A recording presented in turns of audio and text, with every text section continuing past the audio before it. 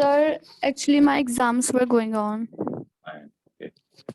So actually, so did you take a video backup? Yes, sir. Actually, did you take a video backup of this that last class? No, sir. No, sir.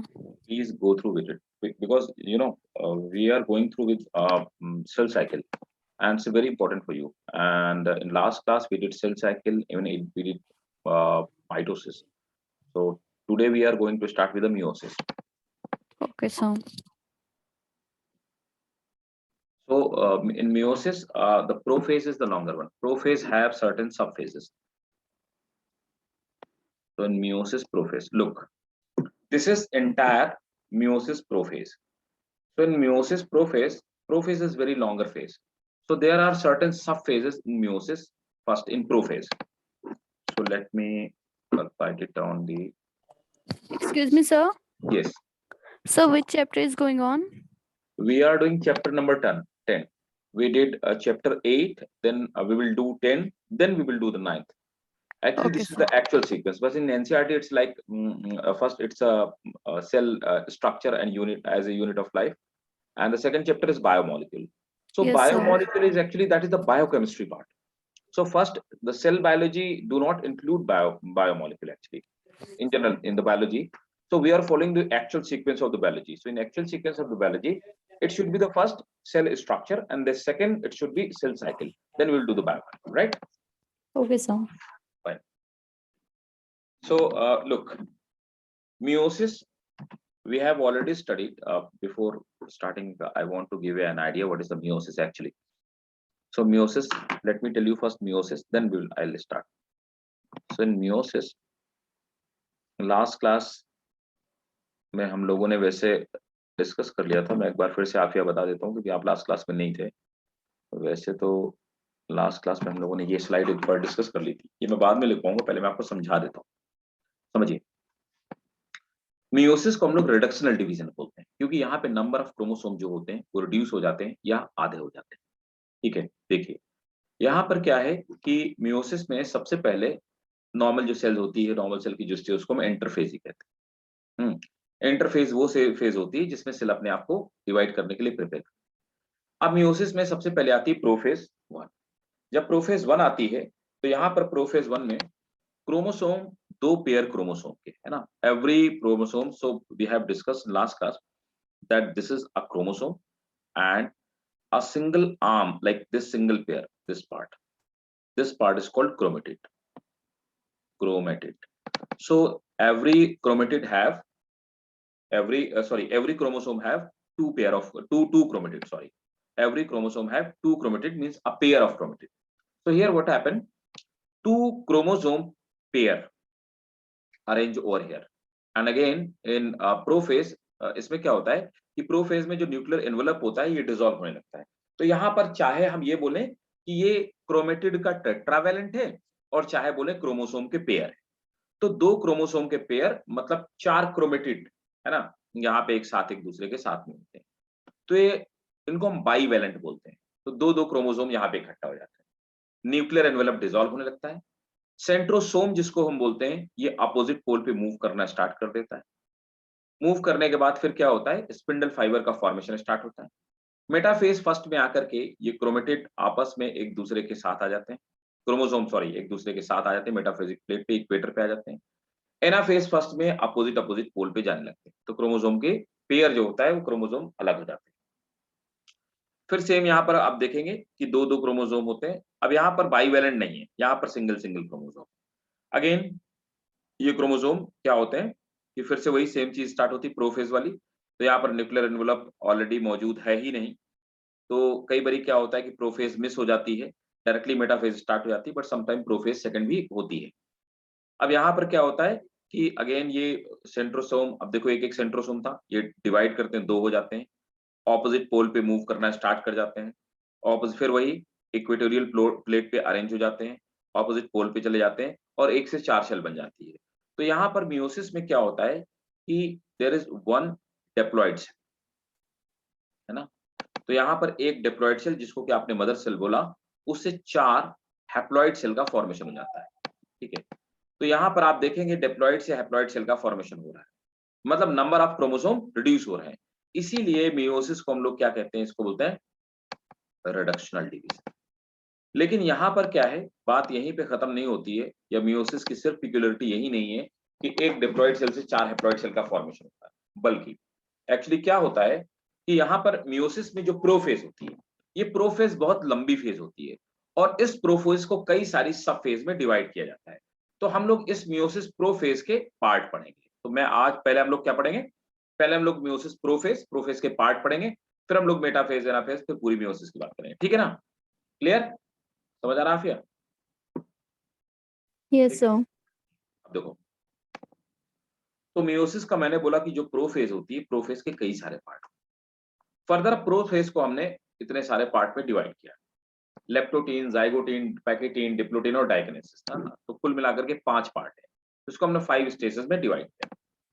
अब देखो, तो सबसे पहले आप heading डालेंगे meiosis first, है ना? तो मियोसिस फर्स्ट, अब इसमें क्या है, प्रोफेज होगी तो इसको प्रोफेज फर्स्ट बोल सकते हो, prophase first, meiosis prophase first. Prophase first में अब देखो, सबसे पहले क्या होता है कि पहले आती है लेप्टोटीन स्टेज। लेप्टोटीन स्टेज में न्यूक्लियर मेम्ब्रेन जो होती है, ये डिसॉल्व होना अब स्टार्ट होती है।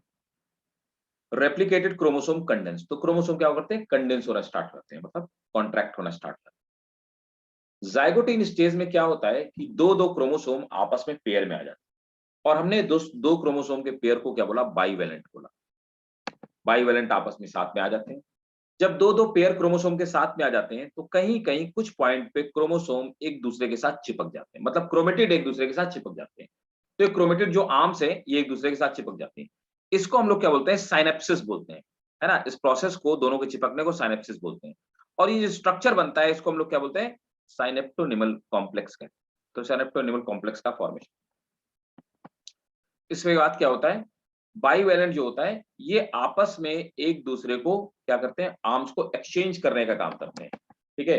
तो bivalent has formed, crossing over occurred, तो यहाँ पे क्रॉसिंग ओवर होता है, और ये क्या करते हैं, आर्म्स को एक्सचेंज करने का काम करते हैं, तो इनके आर्म्स एक्सचेंज हो जाते हैं। आर्म्स के एक्सचेंज हो जाने के बाद अब क्या होता है कि यहाँ पर देखिए, इसके बाद अब देखो ये एक्सचेंज हो रहे हैं, अभी प्रोसेस खत्म हुई है। एक्सचेंज होने के बाद दोनों सेपरेट होने लगते हैं। इस ये जो क्रिस क्रॉस स्ट्रक्चर बनता है एक्सचेंज होने के बाद, देखिए ये क्रिस क्रॉस जो स्ट्रक्चर बनता है, इस स्ट्रक्चर को हम काइज्मा या काइज्माटा कहते हैं। तो यहाँ पर काइज्माटा फॉर्मेशन होता है ना? और इसको हमने क्या बोला, साइनेप्टोनिमल कॉम्प्लेक्स, हमने ऑलरेडी इसको बोल रखा है। तो साइनेप्टोनिमल कॉम्प्लेक्स डिसोसिएट, तो ये डिसोसिएट मतलब अलग होने का काम। इसके बाद क्या होता है, जब दोनों अलग होते हैं, तो आप देखेंगे दोनों ने कुछ कुछ पार्ट, देखो ब्लू वाले ने रेड वाले का पार्ट ले लिया, रेड वाले ने ब्लू वाले का पार्ट। तो यहाँ पर जो क्रोमेटिड होते हैं, वो अपने पार्ट को एक्सचेंज कर लेते हैं। इनके एक्सचेंज होने की जो प्रोसेस होती है, इस प्रोसेस को हम लोग क्या बोलते हैं, इस प्रोसेस को क्रॉसिंग ओवर कहते हैं, ठीक है ना? ये देखो क्रॉसिंग ओवर हो गया, तो यहाँ पर क्रॉसिंग ओवर होगा, जिससे ये आपस में इंटरमिक्स हो जाते हैं। अब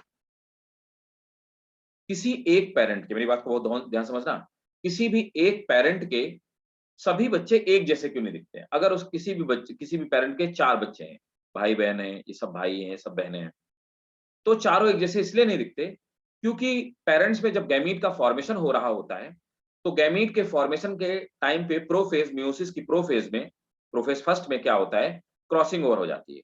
क्रॉसिंग ओवर हो जाने की वजह से क्या होता है कि वो अपने क्रोमेटिड के पार्ट को एक्सचेंज कर लेते हैं, और इस एक्सचेंज की प्रोसेस की वजह से, है ना, दिस एक्सचेंज की प्रोसेस की वजह से, है ना, क्या होता है कि गैमीट अलग अलग, हर बार गैमीट नए टाइप के बनते हैं, अलग अलग बनते हैं, इसीलिए एक पेरेंट के सभी बच्चे एक जैसे नहीं होते। Is it clear?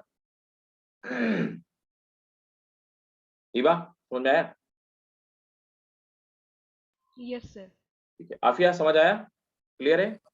Yes, sir. ठीक है, तो चलो नोट करो, meiosis first, meiosis first is called reduction division.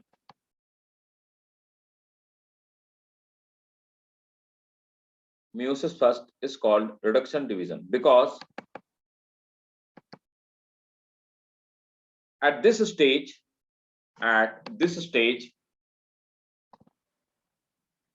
number of chromosome at this stage At this stage, number of chromosome becomes half. Full stop. It can be studied under four stages. It can be studied under four stages. Prophase first. Prophase first.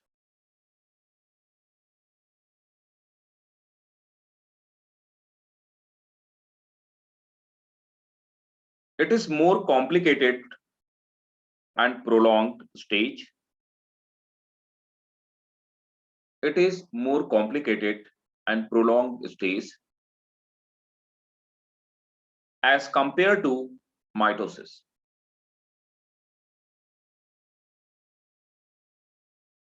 Full stop.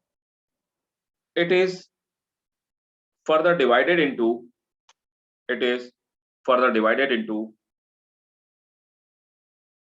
5 subphases. It is further divided into 5 subphases. Now you have to take the screenshot and you have to copy this diagram in your notebook. Please leave the space and please copy over there. Then you will be able to understand it properly. Right. So पहले आप heading डालेंगे A, small a heading, lactotin. So what is after 5? After 5 subphases. है ना. देखो meiosis में prophase तो phase हो गई और फेज के अंडर में जो आएंगे वो सब फेजेस होंगे. ठीक है. तो लेप्टोटीन, जाइगोटीन, पैकेटिन, डिप्लोटीन, डाइकिनेसिस, ये सब phases. First leptotene. At this stage nucleus enlarges. Size उसका बढ़ता है. Nucleus enlarges. Full stop. The chromatin fibre shorten and the chromatin fiber shorten and chromosome become more clear.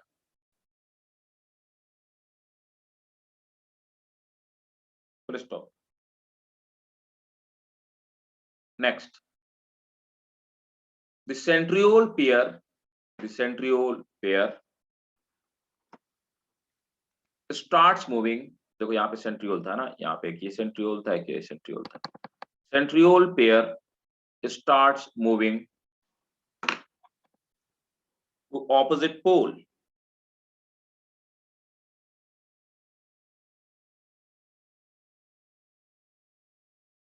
Next point. There are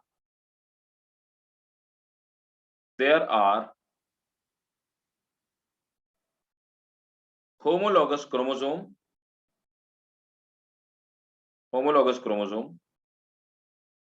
that is chromosome resemble each other.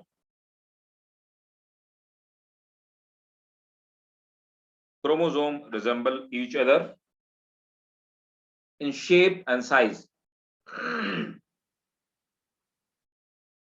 Next, B, zygote. In this stage, formation of synaptonymal complex takes place. In this phase, formation of synaptonymal complex takes place. Full stop. Homologous chromosome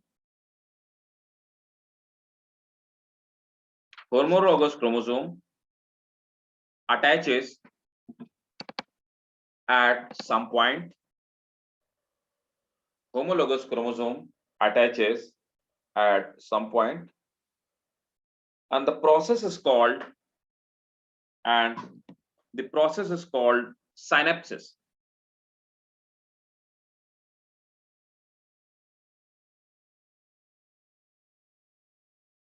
Next point, the same subheading. Formation of bivalent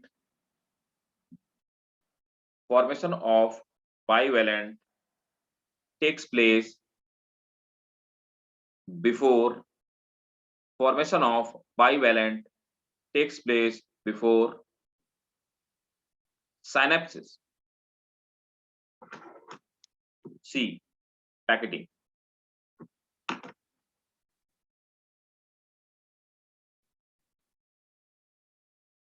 At this stage, packaging substage,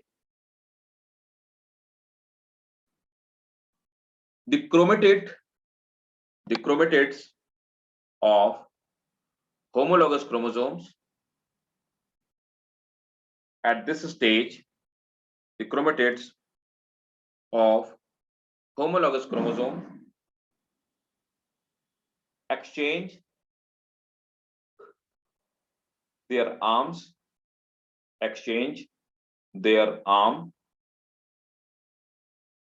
and the process is called exchange their arm, and process is called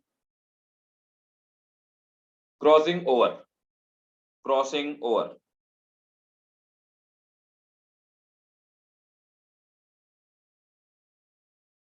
Full stop.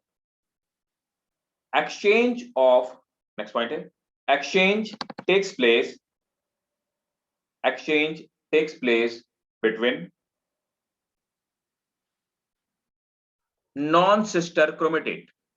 Exchange takes place between non-sister chromatid. देखो ये blue वाले आपस में, blue वाले कोई chromatid sister chromatid होंगे, blue वाला और रेड वाला इन दोनों के आपस में जो क्रोमेटिड होंगे वो नॉन सिस्टर क्रोमेटिड होंगे, ठीक है, between non sister chromatids. Next हो गया क्या लिखा, पैकेटिन एंड डिप्लोटिन. डी सब heading diplotene. In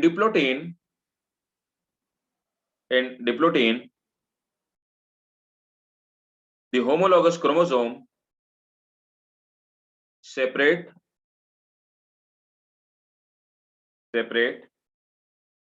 except the region of crossing over.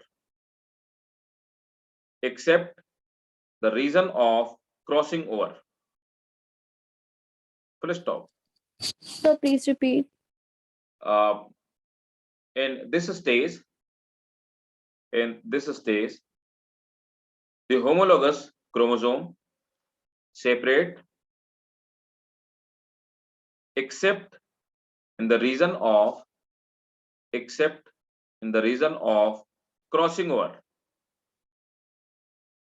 Full stop. The point of attachment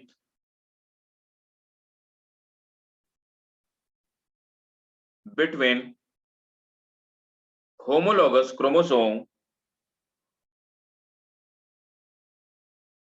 form a complex. This one, the point of attachment between homologous chromosome form a crisscross structure.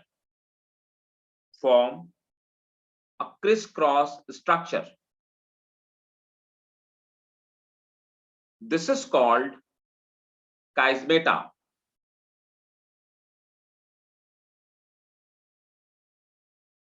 Next, subheading dikinesis.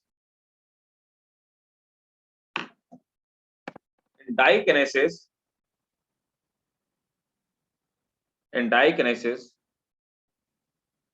homologous chromosome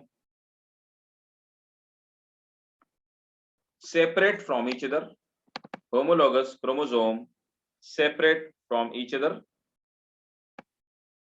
And the phenomena is called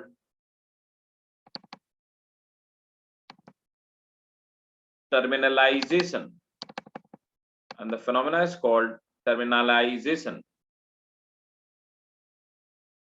Full stop. The nuclear envelope, next point, nuclear envelope ultimately degenerate full stop. This is the same subheading. This is the end of prophase first. So crossing over, synapses, kernelization. Is it clear to all of you? Both of you? Clear? Afia? Eva? Yes, sir. Great. चलो अब देखो, अब आ जाते हैं हम लोग, prophase तो हमने पूरा पढ़ लिया, प्रोफेज की सब स्टेजेस पढ़ ली। अब हम लोग आ जाते हैं मियोसिस के मेटाफेज पे। तो ये वाली फेज हम लोगों ने इसकी सब फेजेस पढ़ी इसकी प्रोफेज की ना। चलिए नेक्स्ट हेडिंग डालिए मेटाफेज। तो हमने डाला था प्रोफेज फर्स्ट, अब डालेंगे मेटाफेज फर्स्ट, है ना।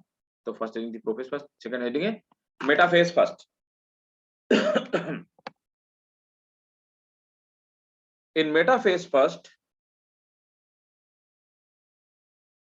the bivalent arrange themselves at equatorial plate. The bivalent arrange themselves at equatorial plate. Let's stop. Spindle fiber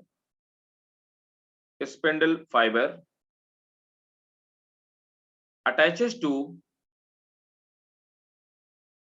the centrosome. A spindle fiber attaches to the centrosome. Full stop. Next, anaphase first. Anaphase first.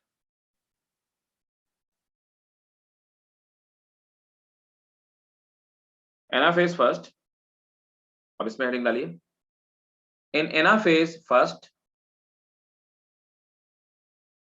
the spindle fiber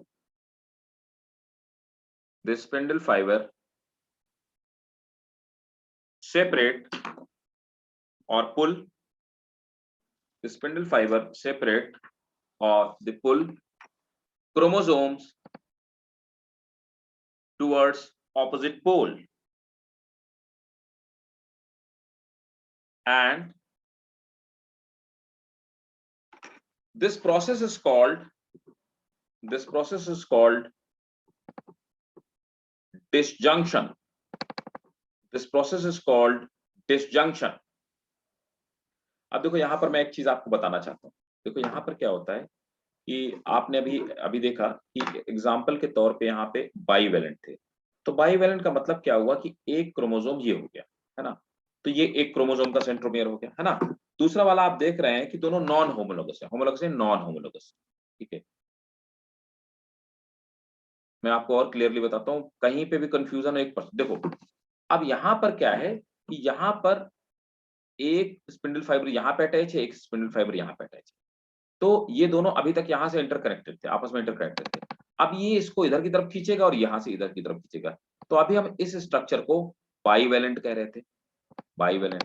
अब ये जब खींच के अलग अलग हो जाएंगे तो इनमें से एक को हम लोग क्या बोलेंगे, इनमें से एक को हम लोग बोलेंगे मोनोवेलेंट। तो यहाँ पर बाईवेलेंट अलग हो जाते हैं और किसमें कन्वर्ट हो जाते हैं, मोनोवेलेंट में कन्वर्ट हो जाते हैं, है ना। इस प्रोसेस को हमने नॉन डिसजंक्शन बोला। आप मनो बना लीजिए, ड्रॉ कर लीजिए। सॉरी, नॉट इस प्रोसेस को हमने डिसजंक्शन बोला। This process called disjunction. Clear है ना। मेहराज ये बताओ बेटा, तुम कहाँ थे इतनी देर तक, क्यों लेट आए आज में? हाँ यस सर, मैसेज तो मिल गया था ना टाइम पे? यस सर, मैसेज मिल गया था सर। सॉरी सर, थोड़ा नहीं कोई बात नहीं। देखो like my concern is that कि आप लोग मतलब जो मैं पढ़ाऊं वो बिल्कुल आपको 100% आ जाए, मेरा मतलब इतना कंसर्न है ना। यस सर, सर आ रहा है, समझ में तो आ रहा है सर, समझ में आ रहा है ना। और Yes, sir. दोनों लोग, क्योंकि लास्ट टाइम पे सिर्फ हिबा ही थी, सी इज रेगुलर, तो मैं आपसे बोलूंगा, आपको भी और आफिया को भी बोलूंगा कि दोनों लोग आप लोग क्या करोगे कि क्लास के बाद में वीडियो का बैकअप लोगे और उसको देखोगे जरूर, ठीक है। क्योंकि ये बहुत इंपॉर्टेंट चीज है और आपके पूरे यहाँ पे नहीं, ये काम आएगी, मतलब उसमें भी काम आएगी, नीट पे भी बहुत काम आने वाली है। और बच्चे गलतियां करते हैं, ठीक है, इसलिए ध्यान समझना। तो इसको ड्रॉ करो, है ना। अब आ देखो टीलोफेज फर्स्ट आ जाते हैं, तो नोट करेंगे, नेक्स्ट हेडिंग डालेंगे और fourth heading telophase first. In telophase first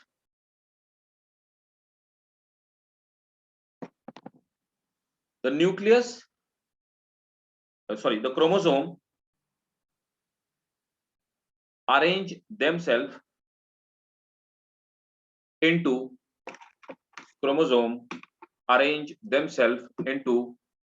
haploid nuclei. Chromosome arrange themselves into haploid nuclei. Full stop.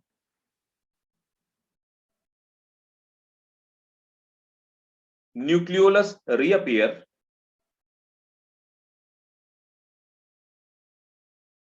and formation of nuclear envelope takes place, right? Full stop. After karyokinesis, तो nucleus तो divide हो जाती है, लेकिन cytoplasm जरूरी नहीं कि divide हो। After karyokinesis cytokinesis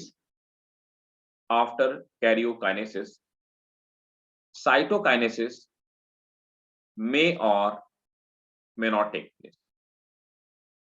After karyokinesis cytokinesis may or may not take place.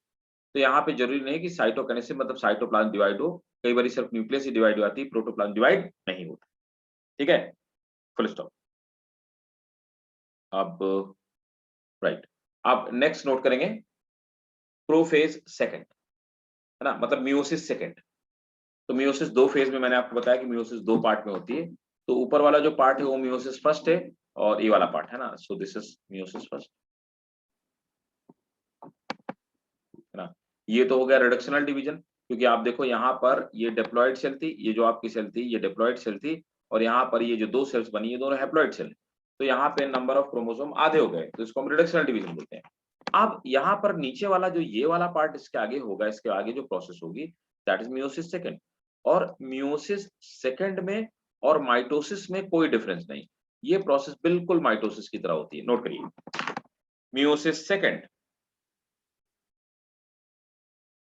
in meiosis second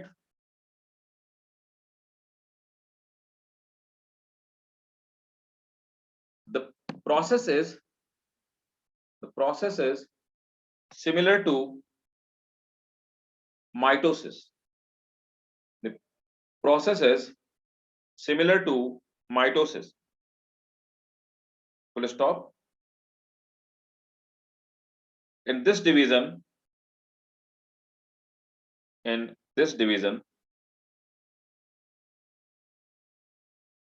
the number of chromosomes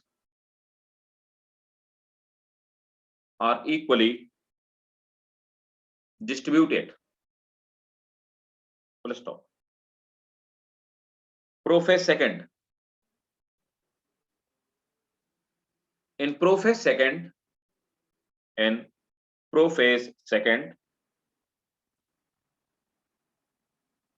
the nuclear envelope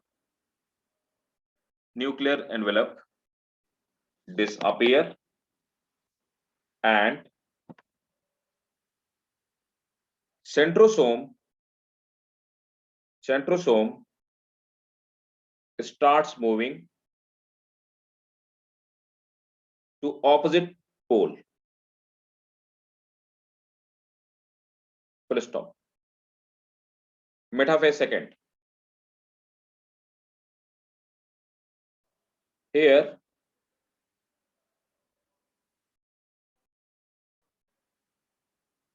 monovalent arrange themselves. Here monovalent arrange themselves at equatorial plate. Monovalent arrange themselves at equatorial plate. Full stop.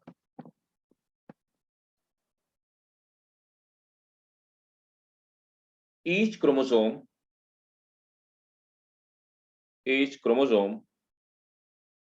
get connected with two spindle fiber. Each chromosome get connected with, देखो यहां पर हर chromosome में सिर्फ एक spindle fibre connected है। अब यहां पर देखेंगे जब ये मोनोवैलेंट में कन्वर्ट हो जाता है, अब क्या हुआ, अब तो सिर्फ यही बचा मोनोवैलेंट। अब यहां पर क्या होगा कि हर जो ये सब हर क्रोमोसोम में दो, अब देखो यहाँ पे दो स्पिंडल फाइबर है ना, तो यहाँ से भी इधर की तरफ और यहाँ से, अब क्या होगा ये दो पार्ट में टूट जाएगा क्रोमोसोम, राइट। तो यहाँ से क्रोमोसोम को खींच करके दो पार्ट में तोड़ दिया जाएगा।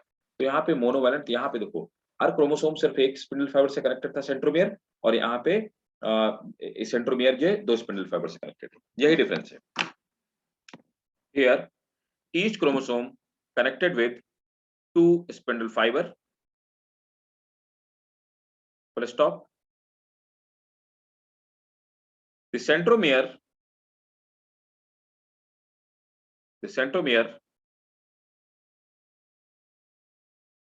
will get divided into two.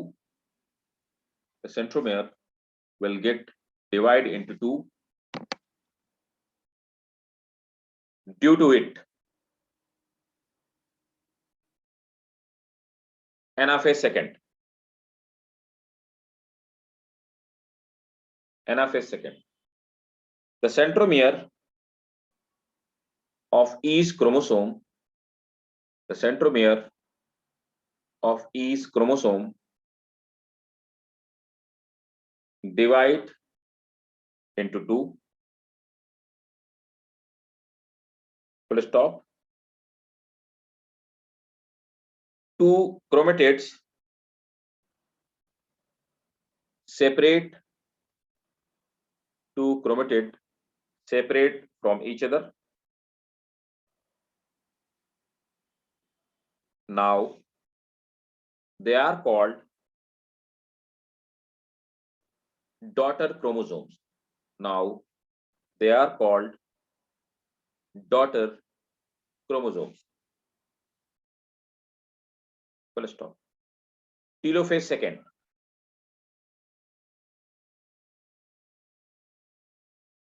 The chromosome arrange themselves. The chromosome arrange themselves into haploid nuclei. Full stop. Nuclear envelope reappear. Nuclear envelope reappear. Full stop. Spindle fiber degenerate.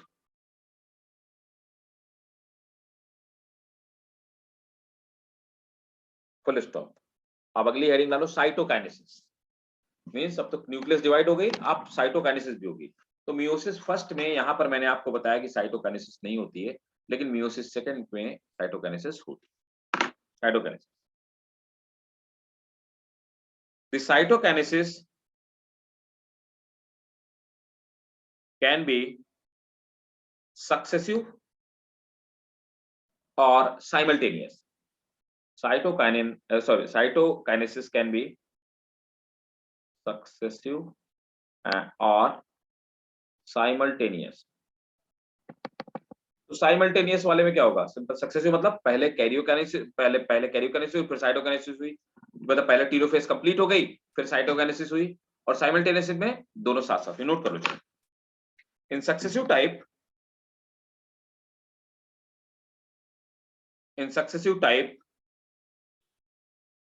cytokinesis occur after, in successive type cytokinesis occur after every nuclear division, full stop। in simultaneous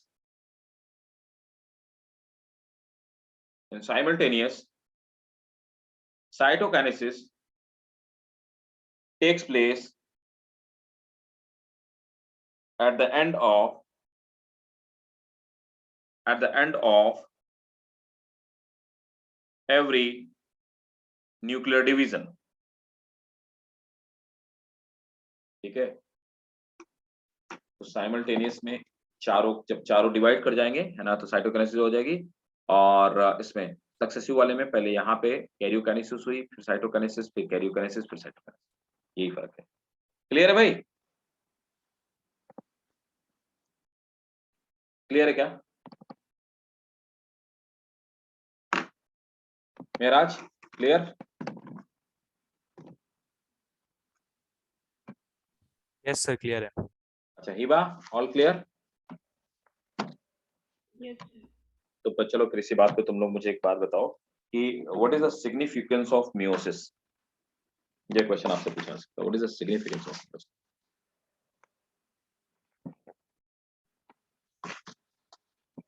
दे रखा है भी, आपके NCERT में भी है, significance of meiosis. Simple है यार, देखो ह्यूमंस में क्या होता है, अगर ह्यूमंस में मियोसिस नहीं होती तो स्पर्म और एग का फॉर्मेशन होता। तो स्पर्म में भी 46 होते, मतलब 23 के 2 पेयर होते, और एग में भी 23 के 2 पेयर होते। तो जब दोनों का फ्यूजन हो जाता तो कितने हो जाते? जाइगोट पे कितने, अगले अगले जनरेशन में कितने क्रोमोसोम हो जाते? 4n हो जाते कि नहीं होते बताओ? 23 के 4 पेयर हो जाते ना। Yes, sir. फिर जब उनका अगला फ्यूजन होता तो उस ऑर्गेनिज्म के अंदर कितने हो जाते?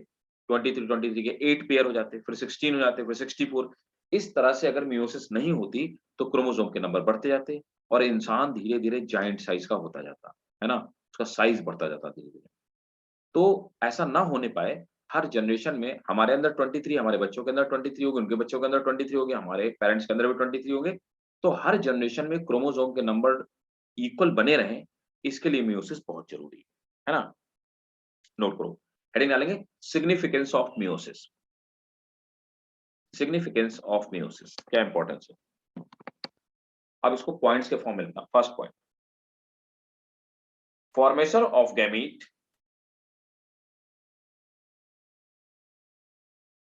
formation of gamete during sexual reproduction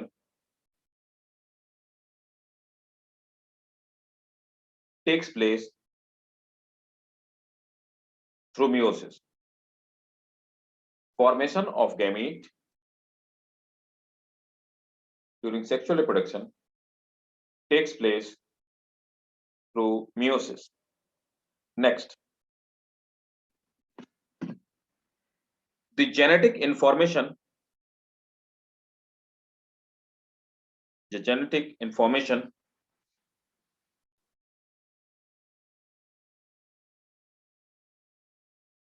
and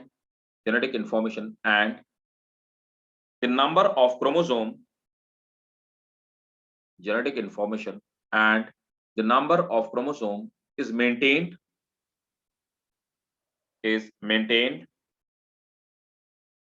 through this process.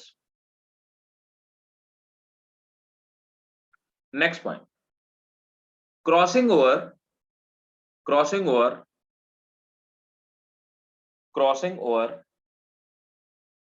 bring the variation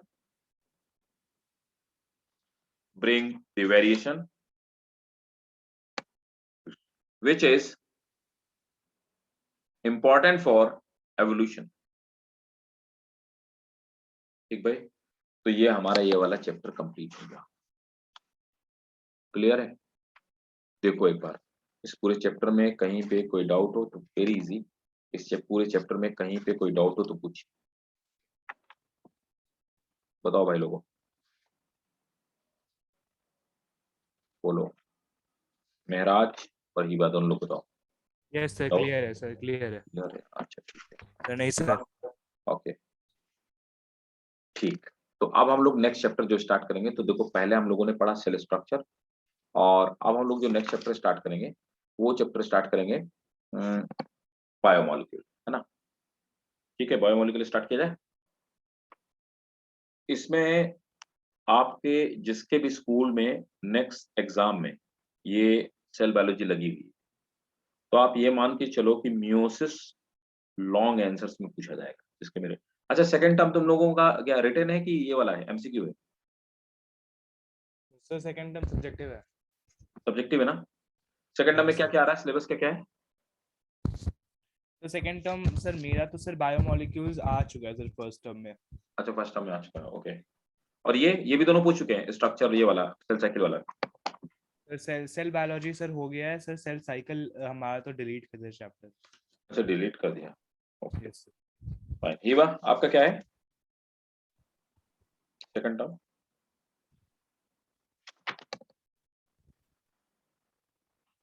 क्यों हिबा, सेकंड टर्म में क्या आएगा, क्या है सिलेबस? सेल बायोलॉजी है क्या? बोलो बोलो, ये अभी पता नहीं क्या क्या आएगा, नॉट क्लियर। नहीं सर, अभी नहीं पता। अच्छा ठीक, चलो कोई बात। बट ये बहुत इंपॉर्टेंट है आपका, इससे इसमें भी क्वेश्चन बहुत सारे आते हैं मेडिकल में, नीट के लिए भी बहुत इंपॉर्टेंट है ये पूरा पूरा सेल बायोलॉजी। ठीक है, आप ये मान के चलो कि मिनिमम मरे से मरे हाल में सबसे कम क्वेश्चन आएंगे। तो ये बायोमोलिक्यूल से क्वेश्चन आपको सेल बायोलॉजी शायद ही एक क्वेश्चन मिले, शायद, आई एम नॉट श्योर। लेकिन आप ये मान के चलो सेल बायोलॉजी से 5 to 6 क्वेश्चन मिलते हैं। 5 क्वेश्चन भी अगर आए तो 5 4 या 20 है ना, 20 मार्क्स का आपको आएगा। ठीक है, दोनों ही, और दोनों छोटे चैप्टर हैं और बहुत बेसिक चैप्टर है, कुछ भी नहीं है दोनों में ना। सर आप एक चलो क्वेश्चन स्टार्ट। कितने मार्क का होता है नीट में सर? 4 मार्क का? हाँ 4 मार्क्स का होगा, तभी तो 360 नंबर होते हैं ना, 360। और क्वेश्चन कितने होते हैं? 90, 45 है ना। यस लेकिन सर। ये जान के चलो मेरा 45 11th के नहीं होंगे। 11th के क्वेश्चन अगर आप प्रॉपर निकालोगे तो हार्डली 38 आसपास पहुंचेंगे, 35 35 38 तक। बाकी सब 12th के होते हैं, जबकि 12th में 11th में 23 चैप्टर है और 12th में सिर्फ 16 चैप्टर है। तो मतलब वैसे सर देखा जाए तो 12th का सिलेबस ज्यादा है। 45 में से 35 क्वेश्चंस 11th के हैं। अप्रोक्सीमेटली रफली, ये मतलब मेरा कैलकुलेशन मैं आपको तुम्हें बता रहा हूँ। अप्रोक्सीमेटली 35 क्वेश्चन से लेकर के 38 क्वेश्चन, 35 टू सर 38 है ना, ये होंगे जाकर के 11th के। और बाकी के जितने होंगे वो होंगे 12th के। लेकिन 12th वाले सब कर ले जाते हैं, बच्चे फंसते यहीं पे। और तुम कहाँ पे फंसोगे मैं बता रहा हूँ, आप जाकर के जहाँ पे गलती करते हैं बच्चे, मॉर्फोलॉजी के क्वेश्चन गलत करते हैं। सबसे पहले बच्चे प्लांट फिजियोलॉजी के क्वेश्चन गलत करते हैं, फिर मॉर्फोलॉजी के गलत करते हैं, थोड़ा बड़ा मार्क्स खा जाते हैं, रिवीजन अच्छे से नहीं करते, एनिमल फिजियोलॉजी के भी क्वेश्चन ले बैठते हैं, है ना। जबकि और ये एल्गी फिल्गी वाले क्वेश्चन यहाँ पे गलती करते हैं।